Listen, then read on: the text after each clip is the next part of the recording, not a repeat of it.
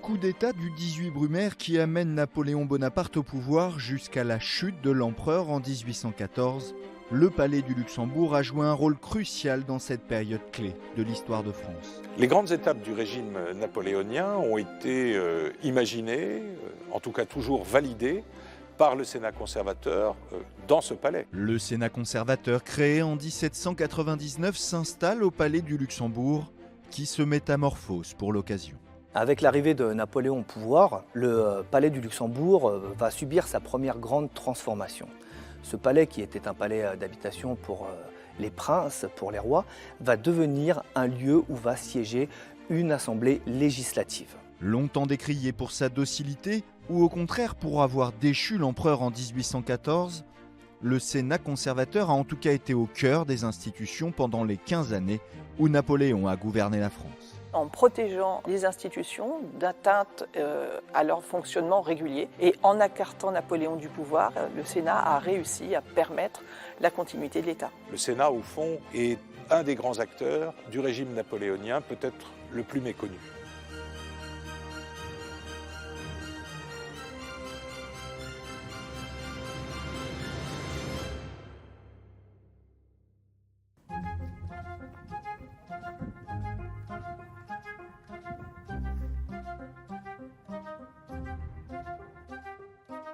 Nous sommes ici dans l'allée qui mène du Palais du Luxembourg proprement dit à ce qu'on appelle le Petit Luxembourg, qui était à la fin de la Révolution, entre 1795 et 1799, le siège du pouvoir exécutif tenu par 5 directeurs.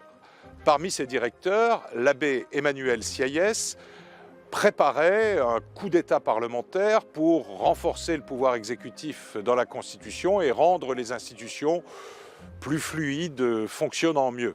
Et c'est donc ici que, à son retour d'Égypte en octobre 1799, Bonaparte a rencontré, on va dire pour la première fois, l'abbé Sieyès, et c'est dans ces locaux du Petit Luxembourg qu'ils ont préparé le coup d'État des 18 et 19 Brumaire de l'an 8.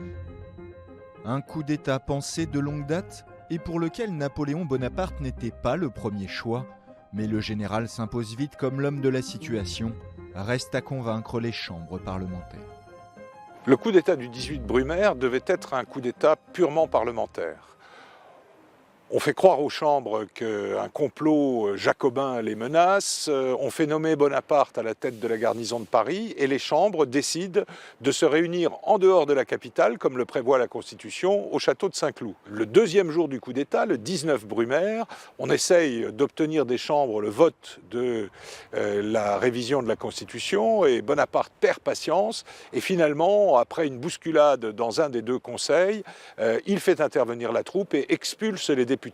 Ce coup d'État parlementaire devient un coup d'État militaire, mais redevient un coup d'État parlementaire puisqu'on fait revenir les chambres en séance et c'est là qu'elles votent la fin du directoire et demandent le vote d'une nouvelle constitution. Dès le lendemain, le 11 novembre 1799, Napoléon s'installe au Palais du Luxembourg. Depuis 1795, c'est le lieu du pouvoir, là d'où se gouverne la France. Nous allons entrer dans les salons Beaufranc, du nom de son architecte. C'est ici que siégeait le directoire exécutif de 1795 à 1799. Donc c'est ici qu'a été gouvernée la France à la fin de la Révolution. Le directoire n'était pas un régime très populaire, il a connu beaucoup d'échecs. D'abord, la Constitution fonctionnait mal, un coup d'État par an en moyenne. Les finances publiques étaient exsangues, l'administration locale inexistante, et puis surtout, la guerre civile continuait à l'intérieur, et la guerre extérieure était très vive, elle aussi, en Allemagne et en Italie. En Italie, le général Napoléon Bonaparte s'illustre dans les batailles face aux Autrichiens, jusqu'à leur faire signer la paix en 1797, mettant fin à 5 années de guerre. C'est auréolé de gloire qu'il revient à Paris.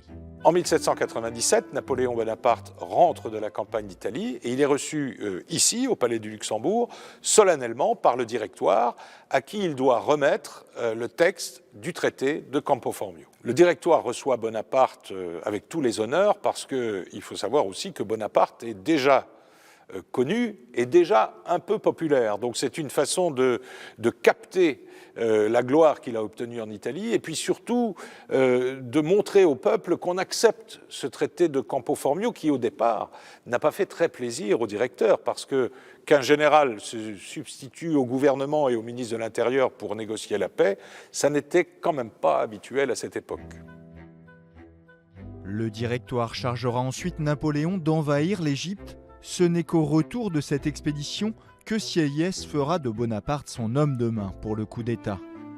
Une fois le Directoire renversé, il faut mettre en place une nouvelle organisation. C'est dans les salons du Palais du Luxembourg que vont être débattus les principes du consulat. La première tâche qui a été assignée au consul provisoire, c'est de rédiger une constitution. Et c'est dans ce salon que vont se réunir 2 commissions législatives en présence des consuls et elles vont travailler pendant un petit mois à la rédaction de la nouvelle constitution, dite constitution de l'an 8. Et c'est là que Bonaparte va intervenir.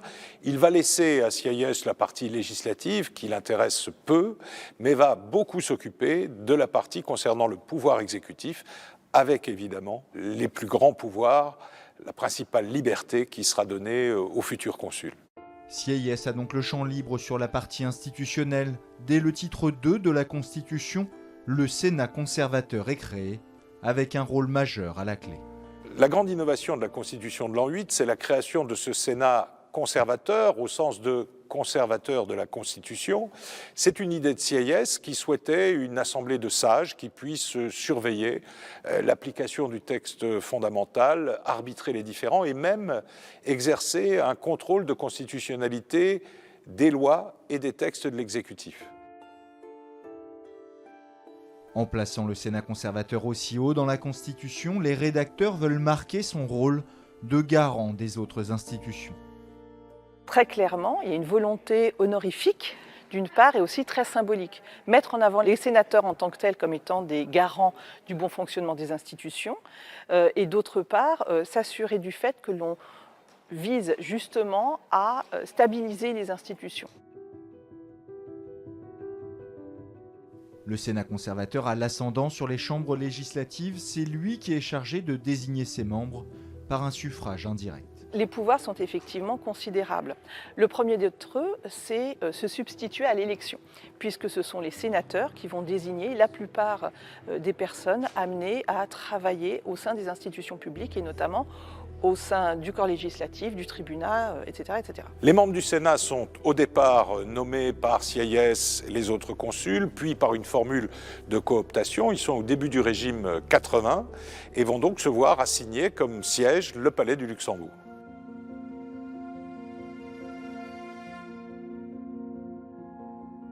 Fin 1799 commencent alors les grands travaux au Palais du Luxembourg. Peu retouché depuis sa construction pour Marie de Médicis au XVIIe siècle, le Grand Palais va être totalement transformé. Nous sommes donc en 1799 et Napoléon vient de créer le Sénat conservateur. On va confier à Chalgrin, qui est architecte d'État, la double mission de rénover entièrement le palais, mais aussi de le changer structurellement, afin que cet édifice qui était jusque-là une habitation royale devienne un bâtiment administratif.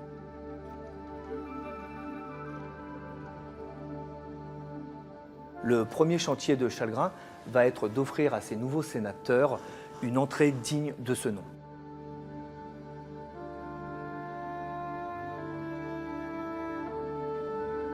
Il va complètement évider cette aile ouest, celle-là même qui abritait les appartements de Marie de Médicis, et installer à la place cet escalier monumental. Monumental par ses dimensions. Nous sommes ici devant 48 marches, juste entrecoupées d'un palier de repos. Il faut bien comprendre que chaque marche est construite d'un seul pan de pierre large de 7 mètres. Imaginez le travail que ça a pu représenter pour l'installer.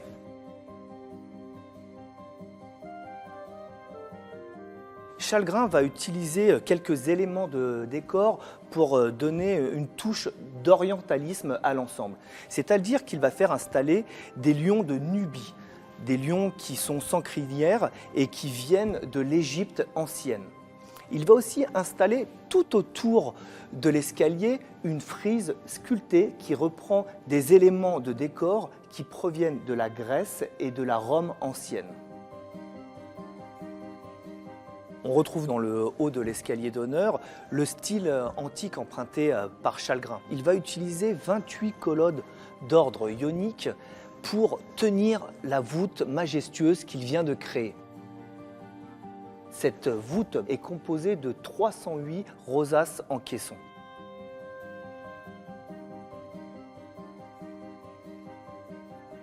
Nous rentrons maintenant dans le cœur des transformations réalisées par Chalgrin. Cette grande salle était à l'époque divisée en 3 parties. Nous avons ici une salle de réunion. C'est une salle qui permet aux sénateurs de se réunir, c'est un vestibule, avant d'entrer dans la salle des séances. Il y avait un grand mur sur lequel était apposé un portrait de plain-pied de Napoléon. Car si l'empereur n'était pas toujours présent lors des séances, ça voulait quand même dire que chaque sénateur qui allait pénétrer dans la salle des séances le faisait sous le regard de l'empereur.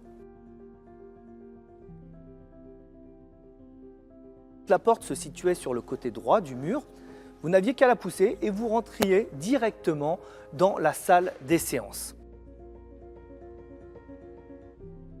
Au cœur de cette salle, Chalgrin réussit à aménager un hémicycle pouvant accueillir 80 puis 120 sénateurs à partir de 1802. 26 colonnes en marbre soutiennent l'édifice où des statues antiques décorent l'ensemble dans le plus pur style néoclassique.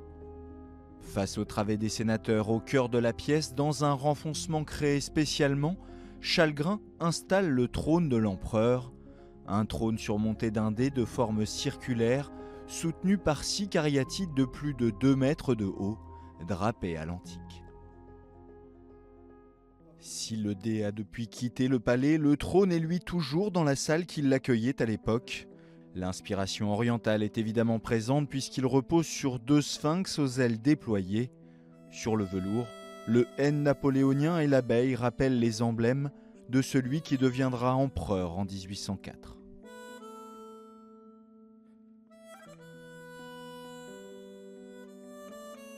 Nous arrivons maintenant dans la dernière pièce de cette enfilade qui fut aussi la dernière créée puisqu'on estime qu'elle est terminée en 1809. Cette salle, on va la nommer le Salon de l'Empereur ou la salle des Victoires. On retrouve, que ce soit dans la voûte ou sur les murs, des peintures qui relatent les victoires napoléoniennes. Mais la pièce la plus importante que l'on trouve ici va se trouver à ce qui est aujourd'hui la porte du salon Victor Hugo. C'est là qu'est installée l'immense statue représentant Napoléon. Elle fait plus de 2 mètres de haut. Et il est habillé avec les apparats du sacre.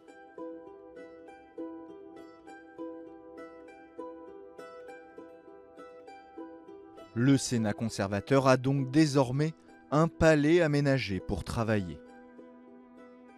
En l'an 1800, Napoléon Bonaparte quitte le palais du Luxembourg pour emménager aux Tuileries. Il pose les premières pierres d'un État moderne en créant la Banque de France et la fonction de préfet, relais du pouvoir dans les départements. Mais à la fin de l'année 1800, un tournant va changer la donne pour Napoléon comme pour le Sénat conservateur. En décembre 1800, Napoléon échappe à un attentat. Il désigne comme coupables les Jacobins et décide que 130 d'entre eux vont être transportés aux colonies. L'attentat raté de la rue Saint-Nicaise va provoquer un dilemme moral, car contrairement à ce que pense Napoléon, ce ne sont pas les Jacobins qui ont tenté de le tuer, mais des royalistes. Même une fois les véritables coupables arrêtés, Napoléon veut profiter de ce moment pour purger l'opposition jacobine, trop remuante à son goût. C'est un acte qui va contre la liberté publique et donc Cambacérès, le numéro 2 du régime, lui propose d'interroger le Sénat sur la constitutionnalité de cette mesure. L'attentat de la rue Saint-Nicaise est vraiment le tournant politique, juridique du consulat. Indéniablement, on était dans une situation d'illégalité la plus totale, puisqu'on souhaitait déporter des personnes qui n'étaient en rien responsables de l'attentat qui visait le premier consul. Alors le Sénat va travailler pendant une grosse journée sur le sujet et va approuver l'action du gouvernement sous forme de ce qu'on a appelé un senatus consulte, qui était une vieille procédure romaine, et c'est à partir de là que le Sénat a pu s'arroger presque le pouvoir constituant dérivé qui lui sera accordé formellement par la Constitution, la réforme constitutionnelle de l'an 10 en 1802. 2 ans après son arrivée au pouvoir, Napoléon Bonaparte a stabilisé le pays. Sur le plan intérieur, le Concordat est signé pacifiant les relations avec l'Église catholique. Sur le plan extérieur, la France signe avec l'Angleterre la paix d'Amiens, offrant la première période de paix totale depuis plus de 10 ans. Les chambres législatives veulent saluer ce moment en donnant au premier consul un signe de reconnaissance en le nommant consul à vie, mais le Sénat conservateur est mesuré. Dans un premier temps, le Sénat n'est pas d'accord avec ce projet et il le fait savoir puisqu'il vote un premier texte dans lequel, en réalité, le pouvoir de Bonaparte n'est prolongé que de 10 ans. Et puis c'est finalement, après un bras de fer entre les sénateurs et le gouvernement, que sera adopté le Senatus Consulte de l'an 10, qui modifie assez profondément la Constitution. Et parmi les mesures qui sont prises, il y en a 2 qui intéressent le Sénat. La première, c'est sa défaite, puisque Bonaparte est nommé consul à vie, mais la deuxième, c'est un peu sa victoire, puisque le Sénat voit ses pouvoirs renforcés, le nombre de sénateurs augmenter. On va donner au Sénat des outils qu'il n'avait pas en l'an 8, qu'il n'utilisera jamais d'ailleurs, mais qui lui permettent justement d'être le garant effectif de la Constitution. Clairement, il est vraiment un garant de la Constitution, mais un garant outillé et efficace.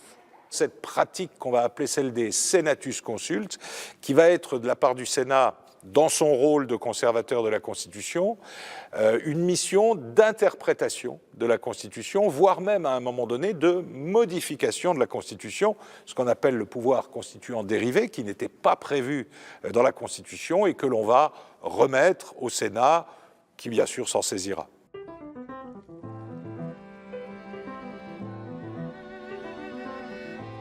Le Sénat ne cesse donc de voir son rôle grandir et pour assurer de bons revenus à une partie des sénateurs, en 1803, on leur attribue de grands palais et des domaines situés aux 4 coins de France, les sénatoreries. Pour beaucoup, on achète ainsi la docilité des sénateurs, mais pas seulement. Au début du consulat, ce qu'il veut simplement, c'est recréer une élite sociale qui a été très largement déstructurée par la période révolutionnaire. En créant ces structures que sont les sénatoreries, on peut ainsi s'assurer d'avoir une élite qui est au service de l'État, qui s'insère aussi localement à travers la propriété foncière et la propriété terrienne, qui éventuellement d'ailleurs se lie familialement avec les élites locales de façon bien plus efficace que ne le sont les préfets. En 1804, après 4 années de pouvoir de Napoléon Bonaparte, les bases du régime sont posées, le consulat vit ses derniers jours et Napoléon Bonaparte se rêve en empereur des Français. Une fois encore, c'est le Sénat qui va assurer la rédaction d'une nouvelle constitution. Contrairement à ce qu'on dit souvent, Napoléon n'est pas devenu empereur le 2 décembre 1804 au moment de son sacre, mais le 18 mai 1804, au moment où le Sénat a voté un senatus consulte transformant le consulat en empire. Le Sénat est le seul à pouvoir permettre le passage à l'Empire, puisqu'il est devenu officiellement le garant des institutions, certes, mais surtout l'acteur principal de la modification constitutionnelle. Donc on ne pouvait pas envisager autre chose qu'un système de passation par le Sénat. Alors on pense toujours que les choses sont passées comme une lettre à la poste, comme on dirait populairement, mais en réalité ça a été très difficile.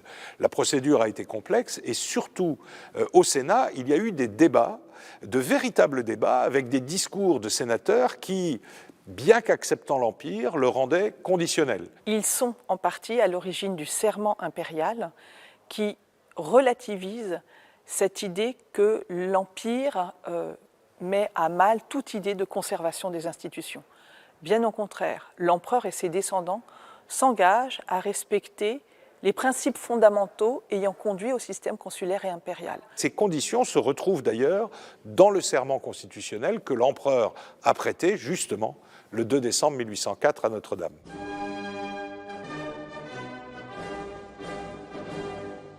Notre-Dame de Paris est le théâtre de ce couronnement le 2 décembre 1804. Le pape est présent pour bénir ce sacre. Napoléon Bonaparte devient Napoléon Ier, empereur des Français. Mais comme prévu par les sénateurs, l'empereur prête serment de préserver une grande partie des acquis de la Révolution. Liberté de culte, liberté politique, levée de l'impôt par les chambres législatives et de gouverner dans le seul intérêt du peuple français. La Constitution de 1804 qui installe l'Empire prévoit que le régime est héréditaire, le rôle des assemblées est clairement amoindri, mais le Sénat obtient tout de même la création de premières commissions censées garantir les libertés les plus fondamentales. Indéniablement, les commissions sont dans le prolongement du contrôle de constitutionnalité et de l'idée que le Sénat est une sorte d'oracle de ce qui doit être le bon fonctionnement de l'État. Elles ont pour vocation de contrôler finalement toutes les atteintes qui seraient portées aux principes fondamentaux que sont la liberté individuelle et la liberté de la presse. Il s'agit donc éventuellement d'ordonner la publication d'organes de presse qui auraient été interdits, mais aussi de demander l'élargissement de personnes qui seraient injustement enfermées. Pendant les 10 années que dure l'Empire, le Sénat se réunit beaucoup moins et se contente souvent de valider les demandes de l'empereur. Ce sont ainsi les sénateurs qui votent les conscriptions qui permettent de fournir à la Grande Armée les troupes nécessaires aux guerres napoléoniennes. En retour, Napoléon n'oublie jamais de remercier les sénateurs. Ceci est la plaque dite d'Elchingen. Cette plaque rappelle que Napoléon a déposé au Sénat, après la campagne de 1805, une grande partie des drapeaux pris à l'ennemi, le reste allant au corps législatif, au tribunat ou aux invalides. Cette plaque rappelle aussi que le Sénat a joué un rôle dans cette campagne puisque, grâce au Senatus Consulte, il a permis d'augmenter la conscription et d'augmenter finalement les effectifs de l'armée française. C'est aussi une façon pour Napoléon de distribuer la gloire auprès des grandes institutions civiles afin que cette gloire soit véritablement celle de la nation.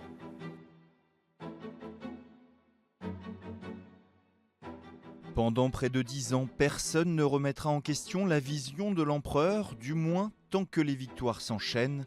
Mais l'invasion de la Russie en 1812 finit par tourner à la Bérésina. En 1814, la France est acculée, les armées étrangères envahissent Paris. Napoléon est reclus à Fontainebleau et Talleyrand demande au Sénat de porter le coup de grâce. Le 2 avril 1814, les sénateurs peaufinent mot par mot leur dernier Senatus Consulte. Dans les archives du Sénat, on retrouve le brouillon, annoté à la main, où les sénateurs listent l'ensemble des griefs qui les poussent à déchoir Napoléon Ier. Le 3 avril, en séance, ils actent cette déchéance de l'empereur. Le Senatus Consulte explique que Napoléon n'a pas respecté son serment constitutionnel et donc, par conséquent, le Sénat ne peut que constater la déchéance de l'empereur. L'acte de déchéance est un vrai modèle d'analyse contentieuse d'une situation. Les sénateurs avaient peur qu'on ne leur reproche l'absence de fondement pour cette décision. Malheureusement, on n'a absolument pas retenu ce problème de la justification juridique pour se concentrer sur la situation politique et la trahison. Au fond, les sénateurs n'avaient pas tellement le choix. Le territoire national était occupé, Napoléon était maintenu à Fontainebleau avec très peu de troupes. Il fallait sortir de cette crise, je dirais, avec une solution française et non pas une solution imposée par les vainqueurs de Napoléon. Et c'est pourquoi le Sénat, après avoir été le grand complice de Napoléon, a accepté d'être le grand complice de Talleyrand. À Fontainebleau, Napoléon rumine contre ce Sénat qui s'est retourné contre lui. mais il n'a d'autre choix que d'abdiquer le 6 avril 1814. Les vainqueurs l'envoient en exil sur l'île d'Elbe, tandis que le Sénat appelle au pouvoir Louis XVIII, frère du roi Louis XVI décapité. La monarchie est restaurée. Le Sénat est remplacé par la Chambre des Pairs. Il perd sa mission de contrôle constitutionnel pour devenir une véritable chambre législative. Le Sénat a probablement permis dans son fonctionnement et simplement dans son existence de poser des piliers fondateurs de notre France contemporaine, comme par exemple l'université, le code du commerce, comme le code pénal, ou alors tout simplement comme le code civil. Au fond, ce qui reste surtout de ce Sénat-là, c'est l'idée d'une assemblée de sages. D'abord, plus âgé, il fallait avoir 40 ans pour être sénateur sous l'Empire, non soumis aux pressions extérieures, aux pressions de la politique du quotidien. C'est peut-être un petit peu autour de cette idée qu'on pourrait trouver une filiation entre le Sénat de Napoléon et le Sénat de la Ve République.